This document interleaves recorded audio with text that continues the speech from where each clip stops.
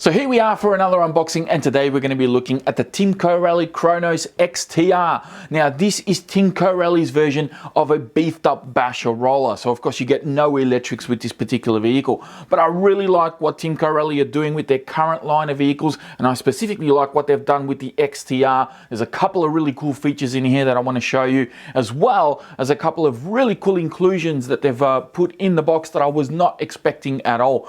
So without further ado, let's crack the box open and let's find out what this car is all about.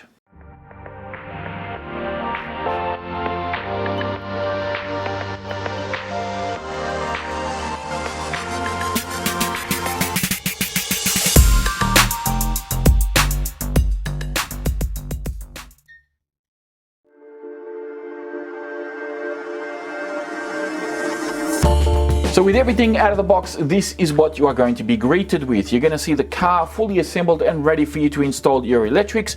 There's going to be a couple of plastic bags with some stickers and some stuff that we're going to talk about in just a sec. And there's one more item which I've currently got off camera. I'll bring that in a little bit later on in this segment because I was actually really surprised to see this being included in this kit, which is a really cool thing. So first thing here in my hand is this sticker sheet in orange, which of course is for the orange body. The stickers are all pre-cut, so you don't have to sit there for hours cutting away all these stickers. Just peel them off and stick them on the body. And they also include the little rubber tethers for your body pins, so you're less likely to lose those. The body's already pre-drilled for this as well, so really easy to just put these on and away you go. Now before you start going crazy and putting these stickers on, just remember to peel off the little plastic film that's on the body. For those of you who might be a little bit new or aren't quite familiar with the the protective film on these bodies, these you can see it's a little bit dull. It's not as shiny as it really should be. That's because it has this plastic film on there. Make sure you take that off before you apply your stickers, or you may eventually start peeling this off and then all your stickers go attached to that plastic film. Now the second bag has got some hardware in here. There's also some more stickers which we'll talk about in just a sec. But let's go through to these bags here. First bag here is the one with a pinion. There's also some spare body pins. There's a grub screw in there for the pinion. I believe that there's some screws there for a motor mount as well. So yeah, a couple of extra spare screws and that sort of thing, which is really cool. Now, I'm going to say this to Timco Rally, which is the exact same thing that I said to Armour when I unboxed the Kraton EXB 6S. Armour also included a 12-tooth pinion. I think this one's a 13-tooth. But honestly, there's no point in including a pinion with a roller because there are so many different types of power systems that people are going to be installing in these cars out there. Different motor KVs, different motor sizes, different performance expectations, and applications that people are going to be using with these particular vehicles, that including any size pinion in these kits is probably going to be wrong. They give you some extra tethers here, also an antenna tube, which you may or may not need. And then in here we have some more paperwork. So there's a couple of questionable bits of literature that's in here that I don't know why they've included it in a roller. The first one is of course a user manual for the radio. There's no radio with this kit, so I don't see why they've included this. And also I don't know if this is just my kit, if this is just a fluke, but for some reason I have 3 of these Torx 185 ESC manuals. They're all the same. I don't know why I have 3. I think this may have been a mistake, but of course, reviewer's curse. You always get something that's a little bit weird when you're reviewing a car. And then of course the user manual. Now I will have links in the video description to the Timco Rally website, which has pretty much everything that you see here, but of course you'll get it in color, and this has exploded views, part numbers, all that type of stuff is in here. How to build your shocks, how it all goes together, the usual stuff. This is really cool. I like that these manuals are actually pretty comprehensive and they're pretty well detailed. It is a quick start guide. It doesn't have everything, but like I said, the website does have a little bit more information for you if you want to go check that out. Now, there is another sheet in here with some more stickers, and this yellow sheet is actually window masks for a body. Now, you might be thinking, why did they include window masks when the body is already painted? Well, they've actually included a clear body with these kits as well. It's the exact same body, it's no different, but it's in clear. Now, if you guys have been watching the channel for a little while and you saw my Creighton EXP unboxing, one of the things that I pointed out was, how cool would it be if Arrma, instead of providing those kits with all pre-painted bodies, they actually included a clear body so that people can customize the look of their RC. Because at the end of the day, if you want a car that's going to look the same as everybody else's, you buy the ready to run, not the roller. So the fact that Timco Rally not only included a clear body, but they also included a pre-painted body, so you get the best of both worlds. You get two bodies. I think that's fantastic. That is brilliant. And that's definitely a leg up on Arrma. So I think Arrma got a little bit of catching up to do in that regard. Good on them. I love this. I absolutely love the fact that there's a nice pre-painted body that if you want to wreck it and go nuts, you can just buy another one exactly the same. You know, you can do that. Or you can go and, you know, paint this one just a simple single color and keep that one as your shelf body or something like that. It's just a really cool thing to do, and it's just brilliant. I really appreciate that. I think Arrma need to lift their game on that one. And then of course they give you these stickers which have a little bit of a red accent to them, which I think kind of matches with some of the red accents they got through the car as well. So I'm going to be painting up the clear body at some stage. I'm probably going to use the ready to run body for now. But I will paint up the clear body at some stage and use these stickers and maybe do some, you know, nice red accents as well, which I think is really cool. So that is pretty much it. That's everything that you get out of the box when you unbox one of these. So let's move on to the car itself.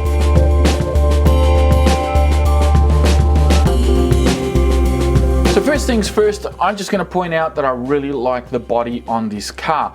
I like the lines, I like the color scheme, and I love the little fin on the back. I think Timco Rally have actually done a really good job. And I know that it's not going to be to everyone's taste, and it doesn't have some of the sharper lines that some of the other bodies have out there. But I like what they've done here. It does look unique. It looks specific to Timco Rally, and I say good on them. I think they've done a really good job with the body overall. Now I'll take out these body pins, which by the way are really nice and easy to remove, but they don't come off just willy-nilly. So you know, the fact that they've got this little bent up bit at the end just makes life just that tiny little bit easier for us hobbyists when we're changing out batteries and so forth. As you can see here, the body still has that film on there. I haven't removed it as of yet. Overall, the quality of the body is actually pretty good. It's up to par with pretty much everything out there on the market. It's nice and tough up the top where you need it to be. It is a little bit flimsier down the sides, but you're not going to really need too much durability down the sides here. And of course, that rear fin also adds to the I suppose the strength of the body, because it gives you these vertical lines which kind of stops the body from sort of concaving on itself if you do have an upside down landing. So again, I think Timco Rally have done a very good job with the body. Now for the car itself, as you can see, no electrics included or installed in this one as of yet. I will show you the finished product at the end of the video, but for now I'm just gonna, I figured I wouldn't install the electrics in here this time around like I did with the EXP. I wanted to show you everything bare so you could have a better look at it as well. Starting off with the tires, I like the tire compound. I think it looks, you know, it feels absolutely fantastic, and the tread pattern, you know, it does look a little bit like a Badlands, but they're really not. The way that they've spaced these out and the way it looks is quite different to the Proline equivalent. However, I would have liked to have seen slightly firmer foams, because no doubt that these tires are going to grip fantastic out there, but they were probably also going to balloon like crazy. So we'll see how that works out. I mean, obviously denser foams is probably going to add more weight to this car, so going with the lighter foam kind of makes a little bit of sense in that regard, where it keeps everything nice and light. So I don't know, we'll see how that plays out. Now moving on to the front here, we have the front bumper, which I believe is the same as the Ready to Run. I know it's the same as what I got on my Punisher truck and my Jambo as well. The only thing I kind of wish Timco Rally would do here is, of course, give us a slightly bigger bumper. It doesn't have to be anything too extravagant, but just something a little bit beefier, something that kind of sets this truck apart from the other two, and also something that maybe even pops out a little bit more in line with the wheels, as opposed to being recessed back from the wheel line. So you can probably see, if I put that on its side there, you can see that the bumper is a little bit back from the actual front end of the wheels. So That's probably one thing that I wish they would change on this or include is a slightly bigger bumper. Not that there's anything wrong with the stock one as far as durability wise. Mine have been holding up just fine, but I think just for this car it should have been a little bit different. The A-arms, I believe, are exactly the same. The shocks are the same as well as the shock shafts. So I don't believe they've changed anything here. But then again, I haven't heard too many complaints about these shocks either, other than the shock rod end, which also broke on my Punisher. But from what I hear, they've already started improving the little shock rod ends as well. So again, Team Corelli have been very good at listening to the public out there and making improvements as they go along. So we're going to be seeing any weaknesses we find in these cars is just going to get improved upon as time goes on, if it of course is deemed to be a significant or a detrimental weakness to the car. So the front shock tower is now 70/75 aluminium, and it is 5mm stick, no longer 4, so that's a really cool little upgrade that you'll get there. The sway bars, of course, are pre-installed front and rear, just like on the ready to runs. There's also an aluminium piece installed just in there, and you've got an aluminium hinge pin brace just here on the upper A-arms, which is a nice little touch. And then of course you got the aluminium plate just there as well, which is nice and beefy. And then of course the front chassis brace, this one, not the top one, but the bottom one there, is also alloy, which is a nice little touch just to beef things up that little bit more. Moving across to this side, I guess we'll stay on this side. We've got your receiver box here, and your servo is going to pop right in there. It's already got the aluminium servo horn ready to go. This is a 25 tooth servo horn, just for those of you playing at home, in case you are wondering. Moving on to the motor mount, which is a nice little sliding motor mount, which I think is the same as what comes on the ready to runs as well. We've got our nice beefy little tower that sits up the top here. And then of course down the back, this is where things really get interesting. You'll see some carbon fiber right there running along the back of the chassis. And then of course we have this great big long aluminium chassis brace right there, with these two rods that go onto the back chassis braces just here, which of course the body supports as well. Now these are non-adjustable. That's probably one other thing that could be done in the future, is have these being a little bit adjustable. But to be fair, there's not a lot of different bodies that you can fit on here, unless you really start hacking up bodies that don't belong on these types of vehicles, like maybe a Ford Raptor body or something like that from a standard monster truck, and you want it to sit up a little bit higher or a bit lower. That's when these adjustable body posts might come into play. But honestly, in all fairness, it's probably not a huge necessity, but it would be nice. Let's just face it, it would be nice to have that option and adjust the body posts there. Moving on to the rear, of course, we have another 5mm CNC machine 70/75 shock tower. And then of course we have the standard wing mount at the back here. We have the rear bumper, which is nice and beefy, and these are set up of course to take the wheelie bar. If you want to install the wheelie bar that comes on the Jambo, you can do that on these vehicles, so quite easy to do. As we move across to the other side, you'll see the adjustable battery tray. That's where your ESC is going to go. And then underneath, the piece de resistance, I'll flip it upside down so we can actually see it. You'll see etched chassis. This is also 70/75. It is still 3mm thick, but with the beefy braces that they've got on here, I have not heard of anyone bending these chassis as of yet. So I think this could be the perfect solution out there for those of you who really like to send these Chronos to the moon. This guy is definitely being beefed up to the nines for you to be able to do that, and do it so confidently, so that you're not going to be bending chassis or breaking bits as you would with the standard ready to run.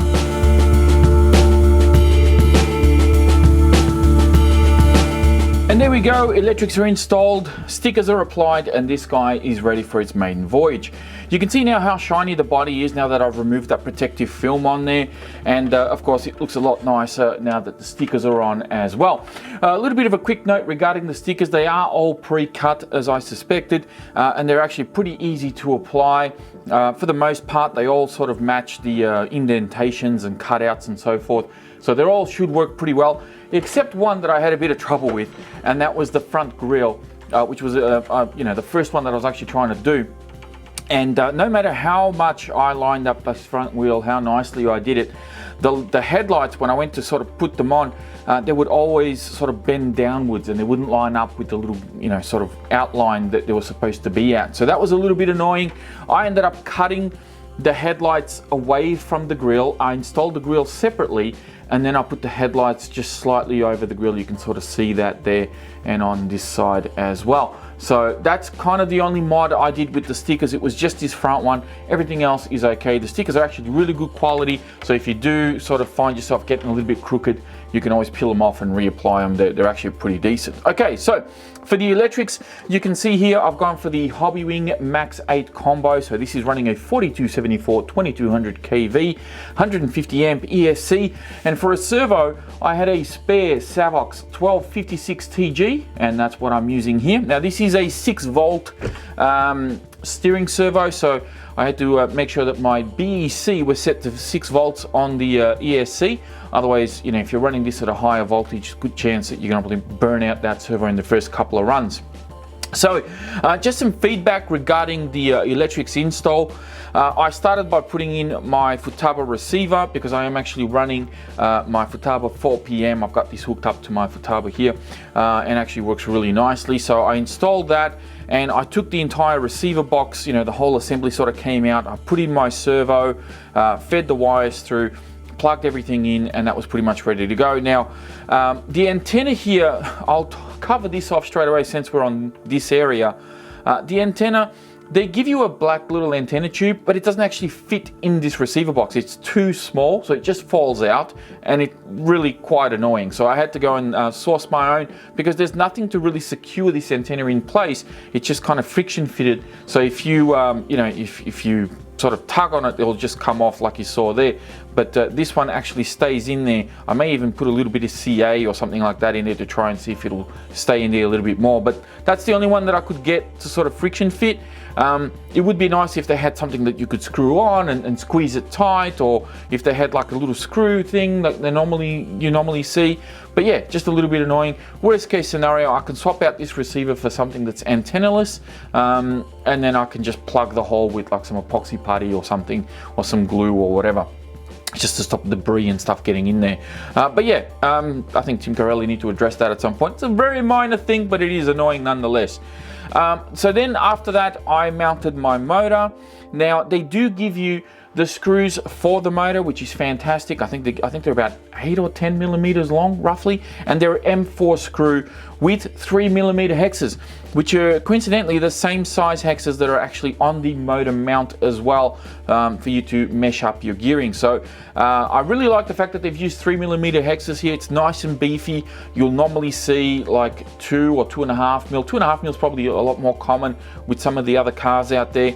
But the fact that they use socket heads, which are nice and big, and they've used 3mm hexes is actually a big bonus. And of course, like I said, they give you the 3mm hexes to mount the actual motor on as well. So very, very good. Really easy to put that on, nothing too complicated there. And then of course you've got the ESC. Now to mount the ESC, there's two options. You can double-sided tape it down, so depending on the ESC that you're putting on here, just put some double-sided tape, stick it down, maybe wrap a zip tie around it or something like that. You can do that as well. Or, since I was using a Hobbywing ESC, I was actually able to bolt it down from underneath. And that little baggie that I showed at the start of the video that had all the spare body pins and the pinion and all that sort of thing, well, that had the 2 screws for your motor. It also had 4 screws to mount the ESC down here, and they had 1 extra screw for your servo horn in there as well. So really cool that they included those screws. You don't have to dig around looking for spare screws to try and mount your ESC down. There was one slight little problem though mounting this ESC, is that the holes that mount underneath, so width-wise, the holes actually lined up really well, but lengthwise, they were out by about 1 millimeter. So I had to get a little bit of a drill bit and kind of elongate one of the holes on the battery tray, and that way it actually fitted and it screwed on, and my ESC is actually bolted down to the battery tray, which I thought was fantastic. And as we're talking about the battery tray as well, I'll flip this around this way. you'll see that I've now got an extra battery strap, and the reason for that is because, of course, on my Jambo running video, I broke a battery strap, which I assume is a fluke. It's something that doesn't really happen at all. I think it's probably one of the first few times that it's happened to me without having a major crash. And yeah, I've now put 3 on here, so just one extra one just to for that little bit of extra security. The cabling for the ESC actually runs underneath the battery tray, and they give you little loops for you to put your cable through, so it all stays nice and tucked away and it's routed really nicely. And then of course it comes through the front here and loops around into the receiver box in there. I'm not sure if you can see that, but it is in there. You can just see that cable going in through there. So really neat, very clean install and super easy to do. But there was one more thing that I'm going to point out here, and I don't know if this is an oversight or if it was just bad luck that this came on my car like this, but this screw right here, this screw I had to put on myself because it was not on the chassis when I went to, you know, mount my ESC. So I mounted the ESC, I put the battery tray back in because I have to remove the battery tray to get all this done. And then I noticed that the ESC just wasn't really stuck to the chassis. It was just kind of floating. Now, I don't know if it's Team Corelli's intention to have a floating ESC, but I think that, you know, having it floating could really slap the car. It's really not ideal, I think, to have it that way. So I noticed that there was a hole here, and it actually had a hole on the plastic where the ESC was mounted. So I found the screw, I bolted it down. I think the screw is like 8 or 10 mil long, something like that. And you just bolt it down, and away you go. And now my ESC is nice and secure, so it's not going to go anywhere, which is really good. And that's pretty much it for the electrics install. I've mounted my switch just over here, which I think is how the ready to runs are done. I did have a little bit of trouble fitting the servo horn on the servo. I don't know if it's just my servo or if it was just I messed up initially, because I had a hell of a time mounting this on. Hopefully I didn't strip the little splines, you know, the little teeth on there. Hopefully everything is good.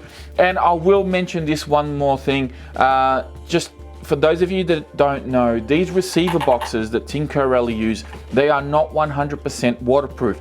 They are splash proof, which means you can splash through puddles and, you know, wet grass and snow even. I think you'll be fine running these cars like that. Your receiver will be just fine.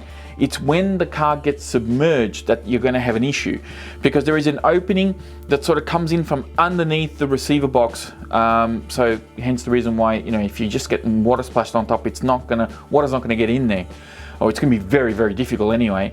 But if you do submerge the car, you're going to be in trouble. Your receiver is going to be in trouble anyway. So just keep that in mind.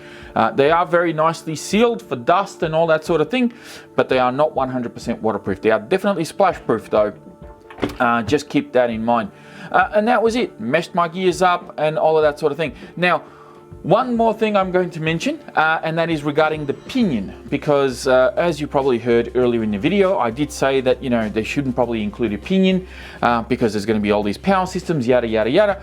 Well, the thing is, these cars, I think the final gear ratio on these Team Corelli cars is a little bit taller than what we're used to with some of the other cars out there. And you don't really need a huge pinion to get maximum amount of speed out of these things. So I'm actually running the stock 13-tooth pinion that came with the kit, and I think that's actually going to be just fine, because I did power this on 4S and the tires ballooned like crazy, and on 6S it actually scared me. So I have no doubt that there's plenty of speed here. But even so, if you have a look at how this motor is mounted, now I've only got a 13-tooth pinion in there. I've got the stock pinion that came with the kit, and you can see that I don't really have a lot of room here to move the motor away from the spur gear any further, or much further than that 13-tooth pinion. So if you are going to run a lower kV motor and you're planning, I'll just put a big pinion in there, I don't know how you're going to go with that. Unless Team Corelli have got smaller spur gears out there, chances are you're not going to be able to put a larger pinion in this guy. So I'm pretty happy that I've gone with the 2200 kV, because originally I was going to do the same power system that's on my EXP Kraton, which is a 1650 kV, and I was going to try and running a big pinion in here, but I really don't think that's necessary. Going by the power that I sort of felt on this, just on 4S, with this KV motor, I think this thing will have plenty of power and should be a lot of fun to drive.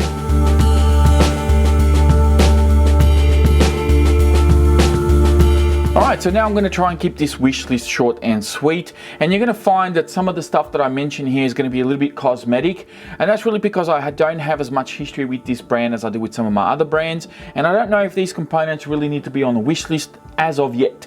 So we'll find out in due time. Maybe when I do the review of this, I might do another updated wish list when that time comes. But for now, let's start this off with the front bumper. As I said earlier in the video, I think a beefier, bigger front bumper should definitely come with the Kronos XTR, just to set it apart from the standard ready to run vehicles out there. I think it will definitely offer a little bit more protection at the front end.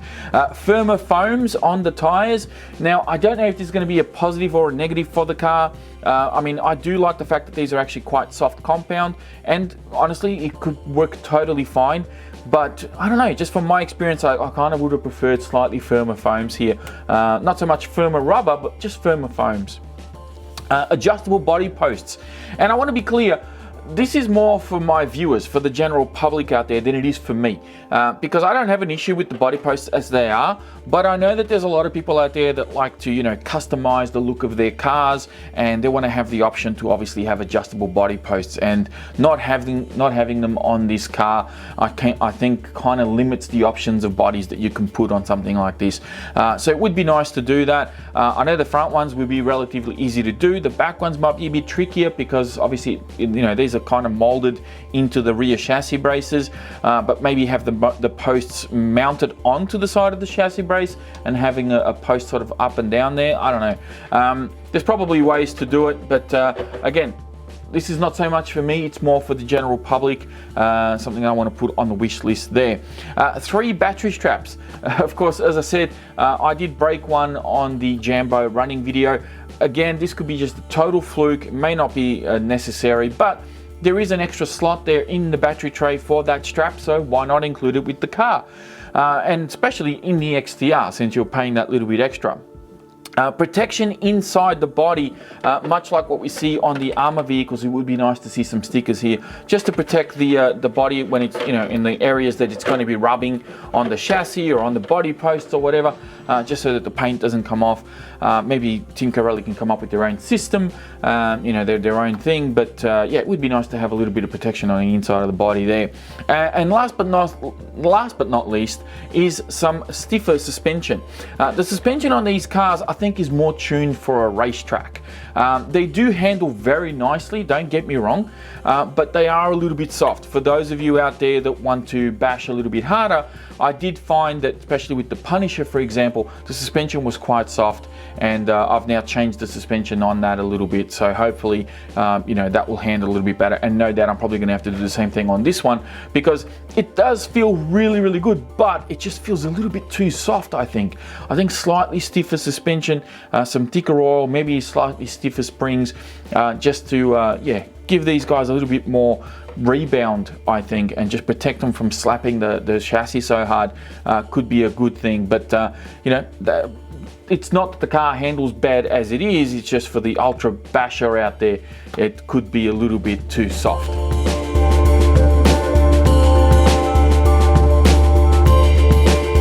So that pretty much wraps up this unboxing. Thank you all very much for watching. If you enjoyed this video, please be sure to give the video a thumbs up. Don't forget to subscribe to the channel if you're new. And just before I go, I do want to say a big shout out and thank you to Tinkerelli for supplying the car for review. I'm really looking forward to running this thing, and I'm really enjoying what they're doing in the hobby at the moment, really shaking that basher tree and creating some really good excitement and some competition out there. So good on them. I look forward to what they do next, and that is it from me. Thank you all very much for watching, and I'll be speaking to you all next time.